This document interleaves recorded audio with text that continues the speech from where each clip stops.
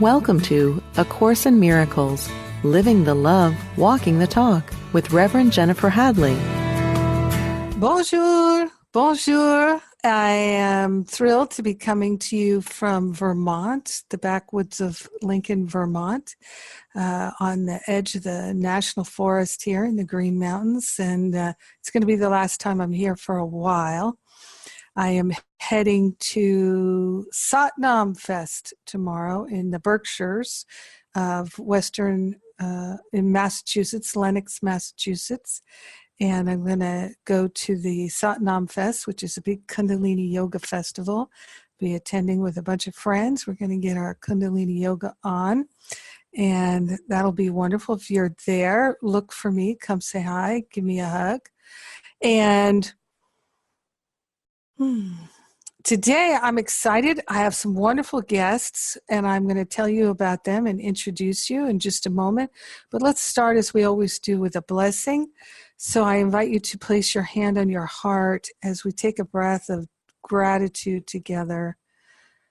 So grateful and thankful to transcend time and space to join together by means of this technology. So grateful to open our hearts, open our minds to the fullness of love. We're partnering up with that higher Holy Spirit self. And we are welcoming insight, encouragement, and freedom. We are grateful to open our minds to the truth. We are grateful to come together for a healing purpose, for transformation, and we are sharing our healing and transformation with everyone because we are one with them. In gratitude, we let it be, and so it is. Amen, amen, amen. Yes. So today we're talking about spiritual transformation, spiritual healing. And last week I was talking about spiritual counseling and A Course in Miracles. And this week I brought with me three wonderful counselors who I've been working with for a few years now. We've been collaborating together, and it's very powerful and lovely. And I'd like to take this opportunity for them to share some insights and things that they have learned applying A Course in Miracles and moving into being a spiritual counselor themselves, because they've certainly got a lot that they have learned and that they can share with us that is inspiring, deeply, deeply inspiring. So I'm going to welcome these three wonderful women. The first one is Linda Soto. Linda Soto has been a part of the Power of Love Ministry and the Masterful Living, Finding Freedom community for a number of years now. And she is a certified spiritual counselor, and she is rocking it. And she's a part of the staff here at Power of Love Ministry. Welcome, Linda. Thank you, Jennifer. Yeah, I'm so glad you're here. And I'm going to introduce each one and just ask a question of each one so you can get to know a little bit, hear their voices and distinguish their voices. So, Linda, I'm going to ask you first. And you can see I've pre-planned this down to every word. No, I never do, because I like to listen to Spirit and not let my plans get in the way. But Linda, just asking Spirit here, what is the first question to ask you? So you started in classes with me in 2014? 2013, I took 2013. Okay, there you go. So you took Finding Freedom in 2013. Now, what were your career aspirations then, 6 years ago? What were they? Well, at the time I was working at a holistic health clinic, which I loved, and really thought that I was just going to take these courses to help clear my mind and improve my experience in this life. So I didn't really have any aspirations about becoming a counselor.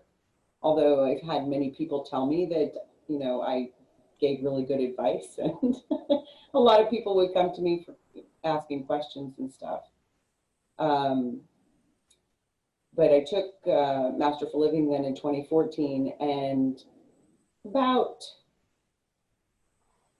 2/3 of the way through that, I got a big nudge from Spirit to quit the job that I was doing, which I loved. So I was really unclear about why I was quitting, but I did. And then got this download of what I was supposed to be doing in this life, which is counseling is a big part of that. So I coach folks, life coaching and spiritual counseling now, and I love it. I love being able to help people with what I've learned through my own life's experiences. Yeah, and your Course in Miracles study group is very popular. People talk about it with me all the time. I love it. It's one of my best. It's one of the best parts of my entire week is getting together with those folks in the study group. Yeah. Yeah, it's beautiful, beautiful. All right, and that's a virtual study group, just so people know, and we'll get to some resources later. So next person I'm going to introduce is Lori Gifford, who's also a certified spiritual counselor at the Power of Love Ministry. And like Linda, Lori, I've known Lori for a number of years now. And Lori, welcome. Thank you, Jennifer. And so when you started, what year was that? I started about 5 years ago, so that would be 2014. 2014. So at that time, what were you doing for work and how were you feeling about it? Did you see yourself becoming a spiritual counselor then? I actually didn't. I was at the time doing massage full time, and on the side, I was giving psychic readings. I've been doing that for over 30 years, and I had reached a real dead end in my life. And I started listening to this podcast, actually. And that led me to the Masterful Living community. And after being in the Masterful Living community for a little over a year, you started talking about the spiritual counseling training intensive.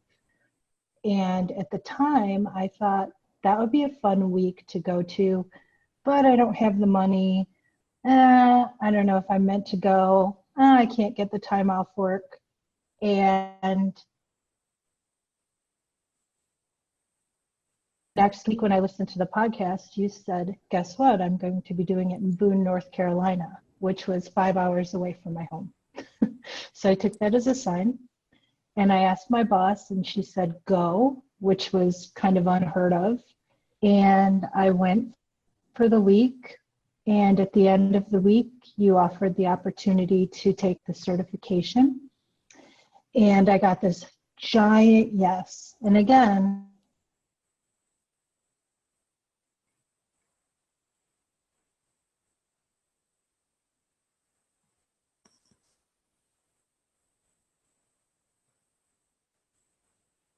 so I got the giant yes at the end of the week to take the certification and decided to do it.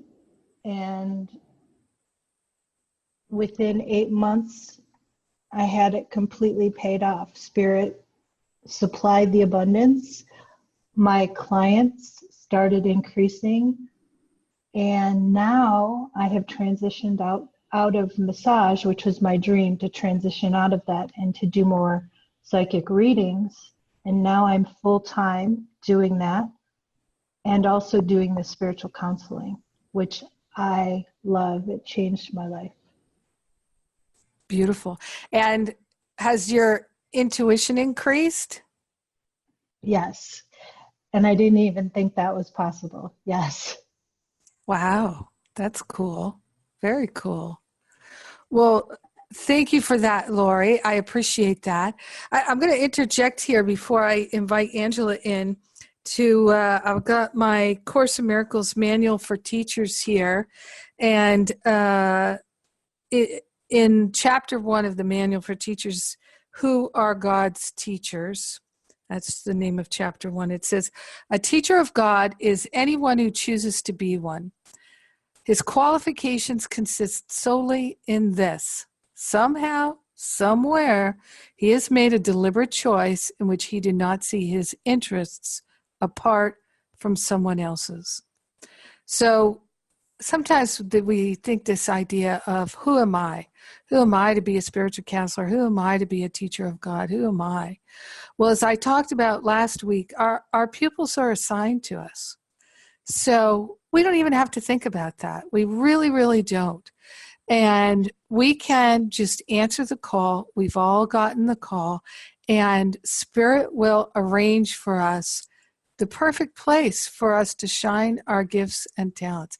That certainly happened for me. It was a major deal for me to say, you know what, I'd like to do this. Okay, I don't feel worthy. Okay, I don't feel confident. Okay, I don't feel qualified. I'd like to answer this call. And so what I learned, and Michael Beckwith actually said it, and that helped me. He said, God does not call those who are qualified. God qualifies those who answer the call. God qualifies you once you answered the call. And then he said, and everyone is called. So that's the thing, is we just decide we're going to answer the call. We're going to answer it in different ways. One person would be just a more conscious grandmother. Another person would be a more conscious kindergarten teacher. Everybody's got a different answer to the call. Here we are, we're 4 spiritual counselors. We're all doing it differently, but and uniquely, people are drawn to each one of us because that assignment, for however long it is operating, and people know it. They know when they feel it in their heart, just like you did, Lori, and Linda, you quit your job. So I'm going to say a warning out here. It doesn't mean you have to quit your job, because some people, they just start to do a whole lot better job where they are, because they're in the perfect job for them already. I really was in the perfect job for me already. I was already doing this, but I was struggling doing it when I finally realized, okay, I'm just going to put Spirit in charge. Angela. So Angela Patsmandaha, I've known her since before she had her married name. And was that 2012 or 2013, Angela? 2013, I took Masterful Living. Yeah. Okay.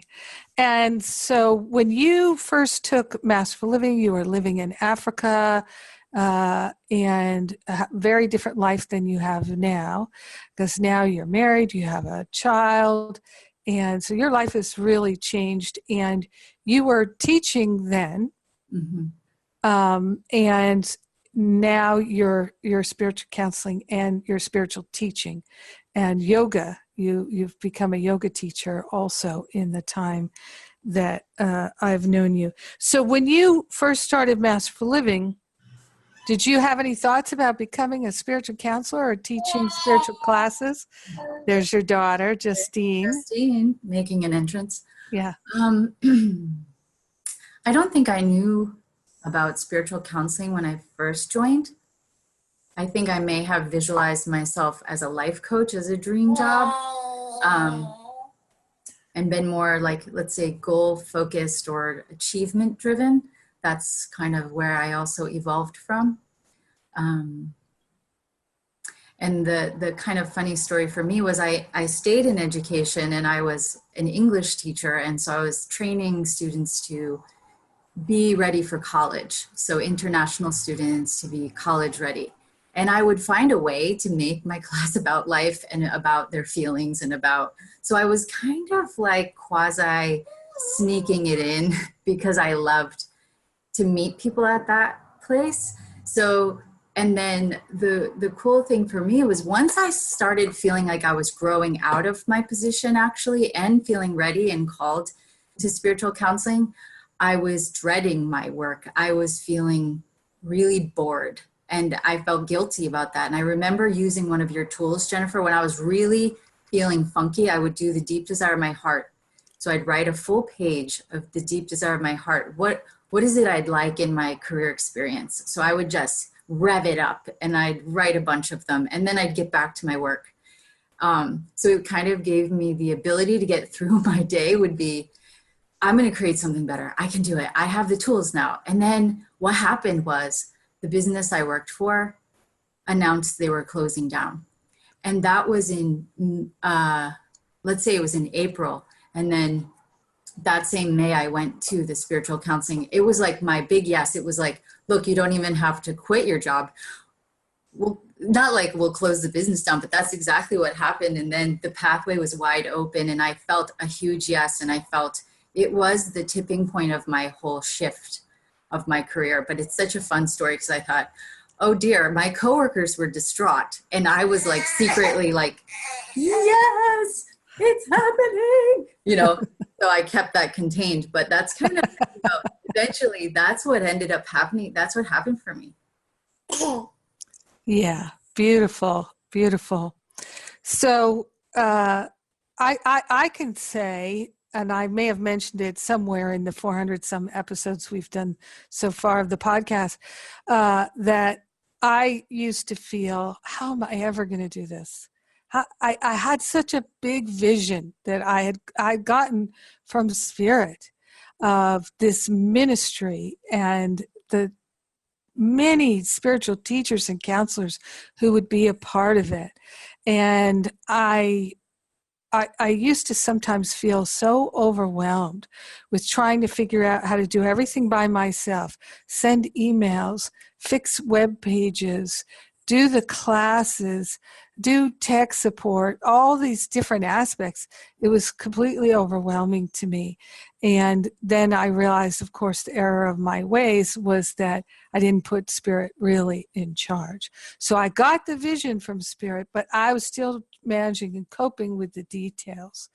And I was doing things that were not mine to do because I just thought I had to do everything. So getting out of that was very helpful to me. And what I would like to support people in my objective in having you on the podcast and talking about this is, I think there are a lot of people out there who are like us. They can feel that they're called to a spiritual profession or a more spiritual expression of their profession. Like we know people in the counseling certification program that Power of Love Ministry has that we're running, who they've been therapists for decades. We know people who've been ministers for decades.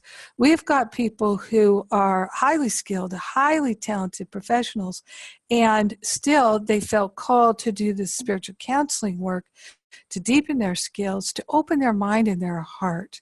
And for me, one of the most important things I'd like to convey, I said it last week, and I'm just going to be redundant and say it again here because it's so, to me, I feel the impetus for doing these episodes is there are a lot of people who learn spirituality from books and classes, and they apply it to whatever their best degree is. But when you sit with people as a spiritual counselor, and you sit with 10, 20, 30, 40, 50, 60, 70, 80, 90, 100, 110 or more people, and the requirement in our certification program is that the requirement is 111 sessions, so that by the time you finish that certification, you do feel confident, you do feel qualified, because you have learned so much from your clients. You really learn how to apply A Course in Miracles in this spiritual counseling setting. And that transforms your life and you can really help your clients. And it makes you a better speaker, a better teacher. It's so completely improved everything that I offer. And I feel so confident and qualified now because I am right there with Spirit. I am not trying to do these things on my own anymore. And that's one of the main things I'd like to share with people, because I know there are a lot of talented Reiki people and acupuncturists and homeopaths and all kinds of people who listen to this radio show, and they're thinking, how am I going to build my business? How am I going to be more successful? How am I ever going to support myself? I'm still working this other day job. As I go to things with ministers sometimes, and they'll say, what's your day job? And I'm like, I have a 365, 24/7 job. I work for God.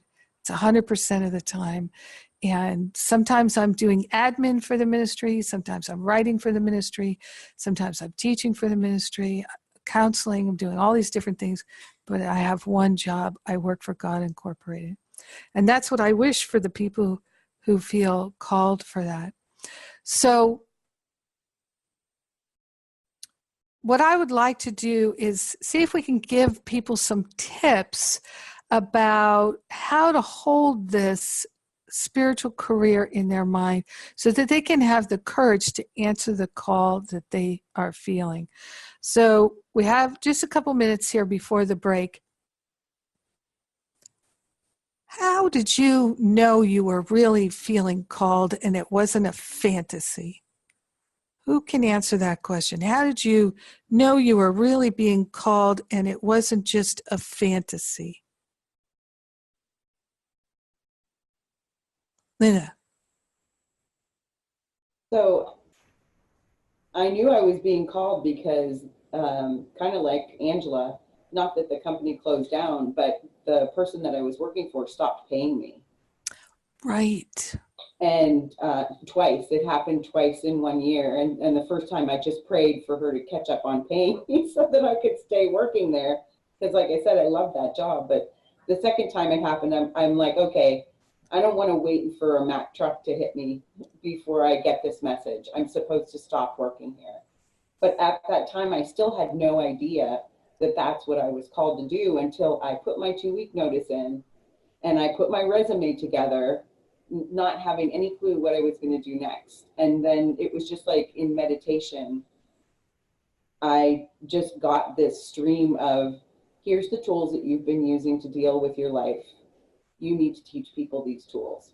So that's how I knew at that moment that that's what I was supposed to be doing. There was absolutely no question in my mind.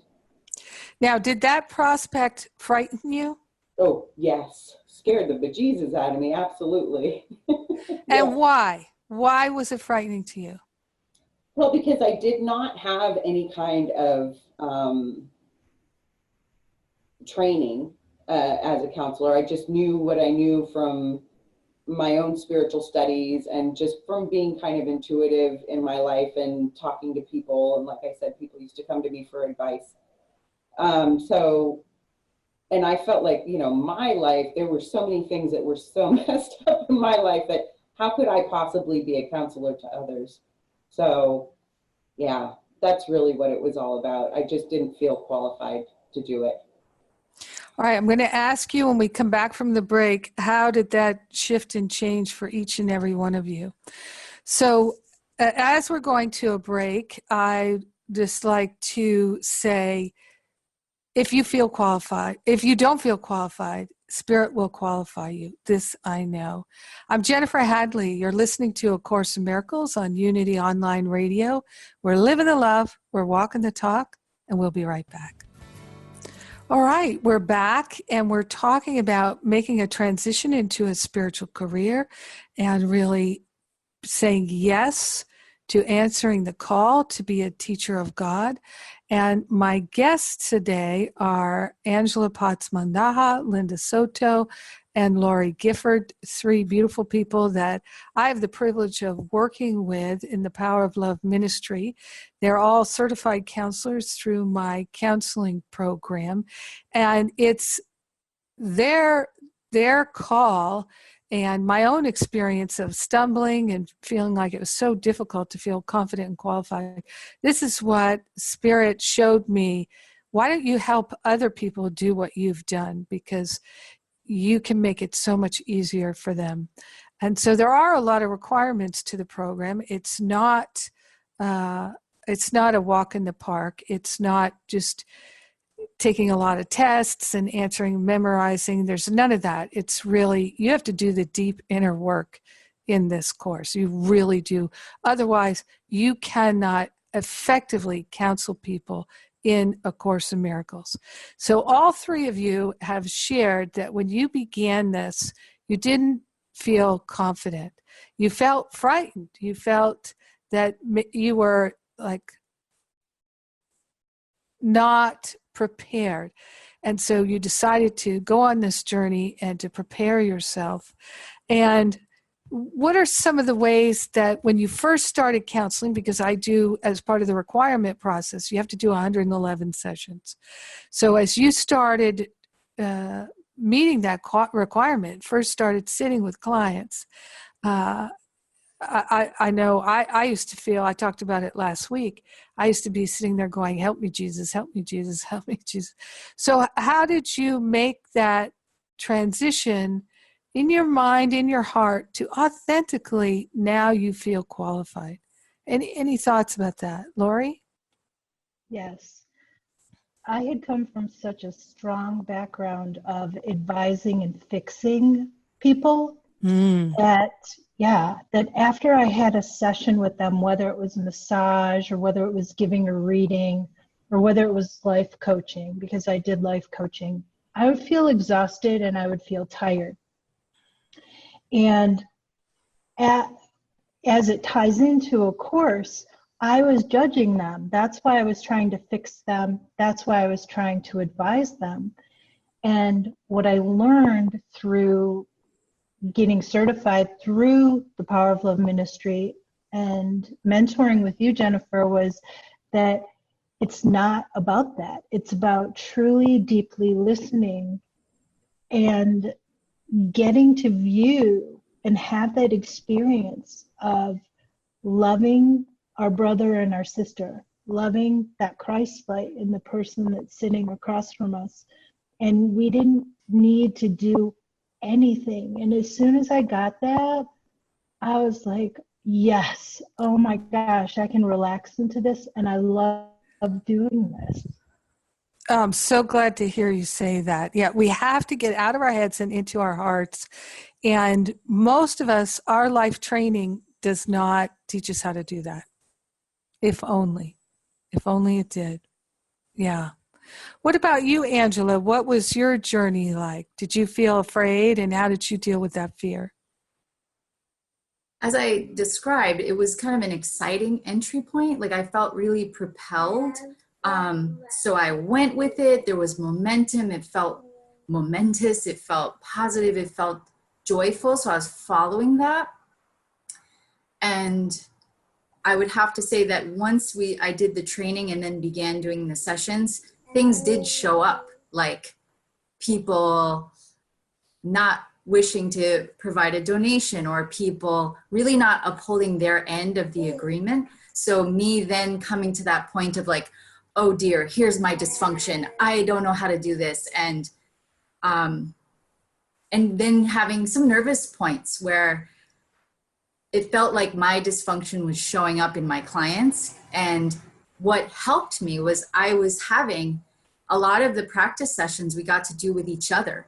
And that was the beginning point, was to begin practicing with each other, building our confidence in this community where we had a beautiful bond from the training. And then, you know, I was saying to people, like I would have 3 counseling sessions in a week and it felt like 3 spiritual, emotional massages. I felt like I was in the best shape of my emotional life. And so as these things were coming up, I had people all around me supporting me through those bumpy beginnings for me where I was nervous when I saw my dysfunction. Let's say I was labeling that. When I just saw my healing coming through me via my clients being reflected to me, I had so much support to work through it, so that now those things don't happen. They've been healed. So that's something I think very important from my journey. I'm so glad you brought that up, Angela, because one of the main things that I talk about in the training is that all of us, myself included, in the beginning, we think, well, who am I?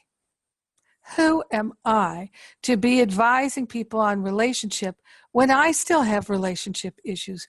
Who am I to be supporting someone in healing their body when I have body issues? Who am I to be counseling someone about abundance when I have abundance issues? But that's the thing that is guaranteed to happen to every spiritual counselor, every teacher, everywhere, is Spirit is going to send you the very people that have your issues to help you address them. So that is an actual, that's built into the system. I know that now. That is carved in stone in the system, that you will be sent the people who have your precise issues, and just so you can actually deal with them, because when one is lifted, all are lifted. So that is a guarantee. So we have to, instead of fearing that, we have to welcome that. This is one of the key things you all know that I share in Masterful Living all the time. When you're triggered, this means that right now, in this very moment, you have the strength, you have the mental and emotional fitness to deal with this and heal it forever. Don't let that opportunity pass you by. Don't push it off for another day. Grab it and say, Holy Spirit, let's do this. Let's heal this monkey right here, right now. I'm in. You have what it takes. I have what it takes. We're doing it together. I have all that's required, which is my willingness. The healing is happening. It's happening now. Let's do it. So, anything you'd like to share about any of that? Linda? Yeah, another thing that popped into my mind is that I would, like you said, the people that I was counseling were people that had the same issues that I was having. And I was able to use those challenges that I was going through to convey them to the people that I was counseling. And they were helped so much by my example of what I was dealing with. It was like, oh, I'm so glad you're telling me this, because I thought I was the only one going through this. And I know from doing the counseling for these years now that that's absolutely not the case, that not a single one of us is not going through something that is similar to what everybody else is going through. And so just that demonstration of our oneness was so powerful for me. And I know that I heard so many times from my clients that it was so powerful for them as well. And that just made me thrilled, happy as beyond. Yeah, and I appreciate that. I really do. It's a remarkable thing that we discover when we're doing this work. And I appreciate, too, what Angela shared about, because many of the folks in the program, they look to the other counselors to do sessions with. It's the perfect practice. Everybody needs people to practice with. And that you get to be the client for somebody else, so you get to work on your own stuff far more deeply. I'm curious. I'm going to ask you, how many counseling sessions do you think you've had over the last few years because of being in the counseling program? What do you think? I'm just curious, each of you. I would say for me, it's probably been over 250. Yeah. So that over the course of a couple of years. Mm-hmm. So you're doing 1 to 2 sessions a week, something like that, or sometimes 3 in a week. Yeah. What about you other ladies? I would say for me, it just weaves into everything I do, whether it's a conversation with a family member, whether it's my readings that I'm giving, whether it's just an interaction with somebody. The whole way that I am listening and asking questions has shifted because of this program. The other day I was talking to my sister-in-law and something came up in me, and I just said, you know what? I'm going to get off the phone for a minute. I just want to work through it a little bit. I totally understand where you're coming from. Can I call you right back? And she was like, yep. And within 10 minutes, I called her back, and we had this beautiful conversation where before I would have shut down, I would have made it about me and how it was inconveniencing me and upsetting me. But I gave myself that space and I counseled myself through it, and then I called her back. Yay. Yay. Hey, me too. Me too. The power of the time out. Yes, absolutely. Did you want to share something, Angela? Well, I'm thinking of like the sessions I received feels like hundreds. The ones I've given feels like double, triple that. And then when Lori shared that, it's like the way I'm able to now counsel myself. That's another thousands.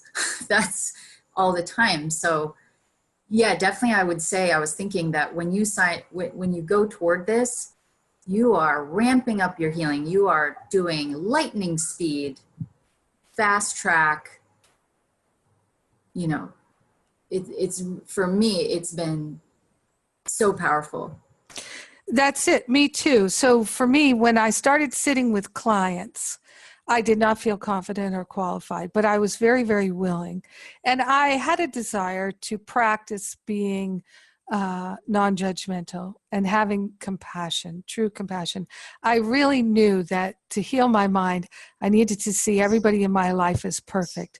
So people coming to me and whining and complaining, not everybody, but some people are just whining and complaining. That's their approach. That was my approach. So I attracted people who are whiners and complainers because that was me. And now I have great compassion for people who are in that mode, and I love to see them shift out of it super fast.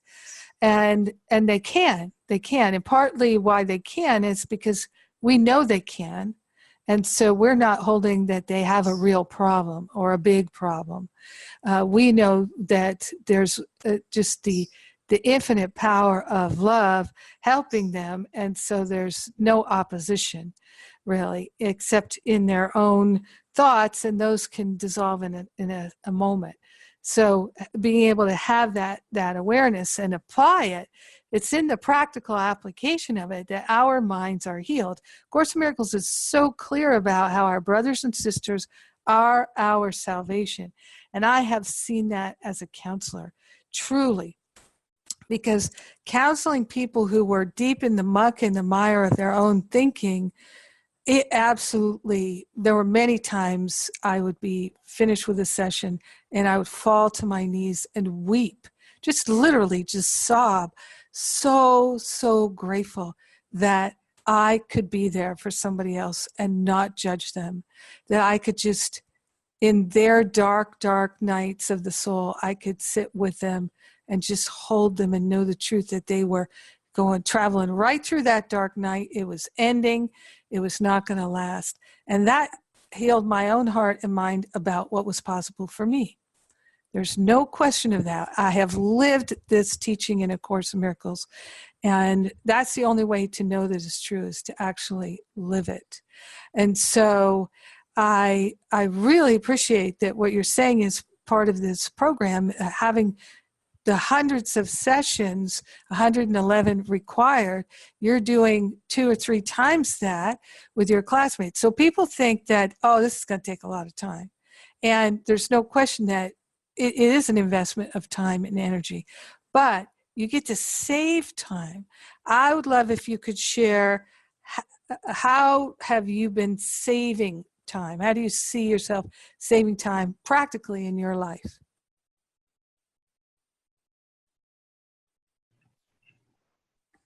Lori. I know that for me, when things would go on and upset me before this training, I would call like 10 people to tell them my story, or I would have to find someone. Absolutely. And now when something happens, my first thought is to go through and ask myself and get a little more introspective, offer it up to Spirit, say a prayer. It was that constant reminder of holding space for someone else and then offering, inviting them to use some tools that organically came up. And also afterwards, looking at my own self-evaluation from the session that I did, that taught me to be a little more introspective before just reaching out for support. I reached inward for support. Saves a lot of time. Saves a lot of anguish and heartache. I used to do exactly the same thing, Laurie. I would just go through the list of my dearest friends and catch them all up on my misery, my drama, and how I was holding it in my mind. And in the process, I would energize a lot of negativity. Yeah, so we get that time back. That's the thing is, this is a time saver.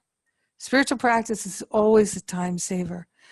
What about the other two? How do you see yourself saving time by adding this to your life? Well, I would say that while holding a non-judgmental space for others, as a counselor, I've learned to do that for myself. And having a new baby, I can hear Spirit's guidance, like she could hurt herself, but I'm still washing the dishes. I'm almost done, or something. And she hurts herself. And then I don't judge myself for these moments where I even might have known or had intuitive hit about it. And by not judging myself, I just feel like I'm forgiving myself, I'm comforting her, and I'm not creating some big issue that I may need a counseling session for. I just zapped it by not judging myself and affirming that I heard Spirit. And so it's just not staying in suffering means we're on to the next thing, because she's on to the next thing. As soon as she's expressed herself, she's like, let's play. So I feel like I'm getting more joyous time with her, but it just, what it is for me is we're on to the next thing. We're moving forward. We're moving toward things we'd like to do. We're not suffering or recycling, re-traumatizing. Oh, yes, exactly. That re-traumatization of going over it and over it with multiple people and journaling about it extensively. I used to do all those things. And now I just say, nobody got time for that. I got Spirit, where Spirit's guiding me. It's happening. And I'll just say, too, that one of the things I'm still learning to do is that sense of Spirit says, that could break, that could fall over, that could not go well. I'm really learning to say things like, all is well, everything is blessed, and there's something for me to do now to really get on top of those little nudges, because so much inspiration is flowing for all of us all the time. Yeah, that's great. How about you, Linda? How do you see yourself saving time? Well, the immediate thing that popped in my head was my story about the hot water tank. I mean, because I could. Me too. I could have spent days trying to figure out how that was going to happen, but basically our hot water tank went. It was at a time that we didn't have a lot of money because we had a lot of medical bills, and I didn't really have time to think about it because I was super busy, and I had something going on the very next morning, and it happened late at night the night before, and so I just gave it up to God. I'm like, God, you take care of it, because I have no idea how this is going to work out.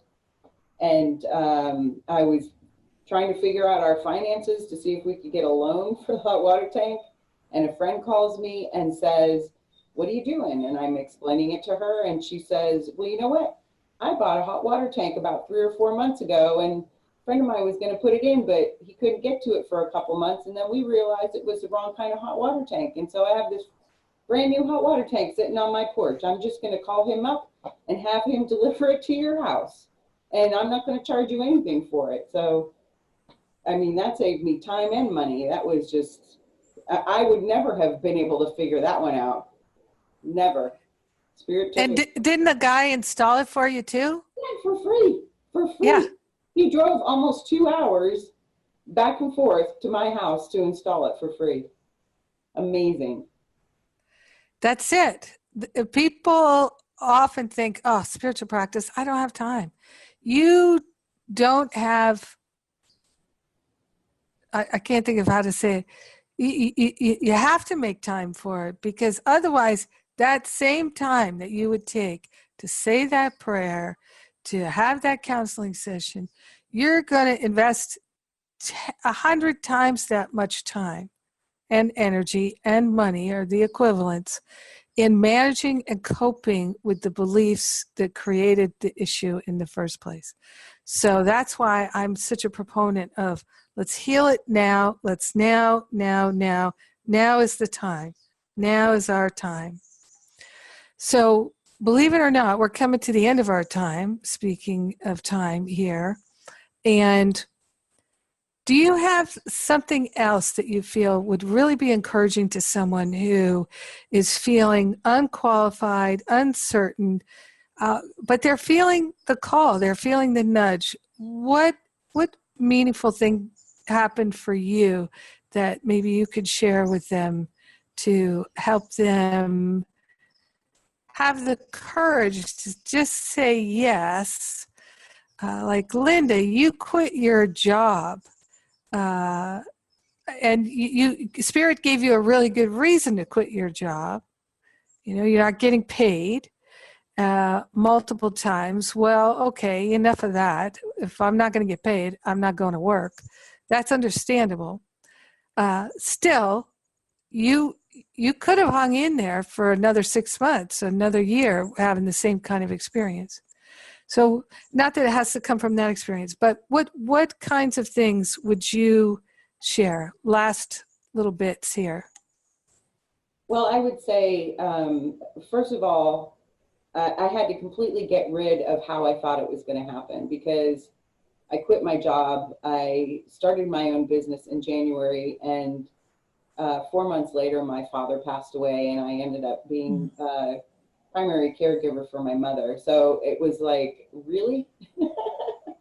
So I had to give up the whole idea that, that I had of how it was going to unfold, and just really trust that Spirit had it, and that it was going to happen in God's timing, and that God was going to have my back in the meantime. And just working through it with the other spiritual counselors and the rest of the Power of Love ministry community helped me to let go of all of the attachments that I had to what it was supposed to look like, how it was supposed to unfold. Beautiful. Any quick final thought? Anytime that I just said yes and had a little willingness and showed up, amazing things showed up throughout this whole process. So it really just goes back to that, the willingness and just saying yes and showing up, and the rest will be taken care of. So true. So true. Angela? Yeah, I was just going to say, if it's in your heart, your life, you may not even be able to comprehend how your life will feel, because if it's in your heart, it's for you, and life, it gets really good when you follow those things. Yeah, beautifully said. Oh, I could talk with you for a long time about this. Such a beautiful topic. And we do have a donation-based counseling for the counselors who are in training at jenniferhadley.com. You can go there and look that up. And it's time for us to pray. So we're grateful and thankful right here and right now. So grateful and thankful to say yes to our healing, yes to having the courage and the strength. In gratitude, we share the benefits with everyone. We let it be, and so it is. Amen, amen, amen. Have a great rest of your week. Mwah!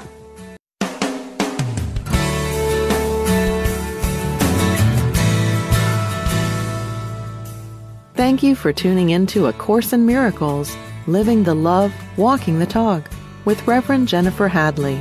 Join us every Tuesday morning at 10 a.m. Central for more tools and insights into how to express your beliefs from moment to moment, every day, in every way. A Course in Miracles, Living the Love, Walking the Talk, only on Unity Online Radio, the voice of an awakening world.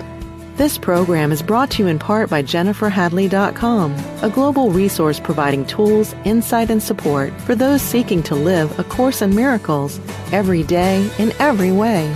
Online at www.jenniferhadley.com. While there, we invite you to visit Jennifer's blog, where you can join with the community of like-minded people who have become Jennifer's prayer partners through her daily power prayer. Like them, you can enjoy this extra support as you come to walk your talk and live A Course in Miracles every day in every way.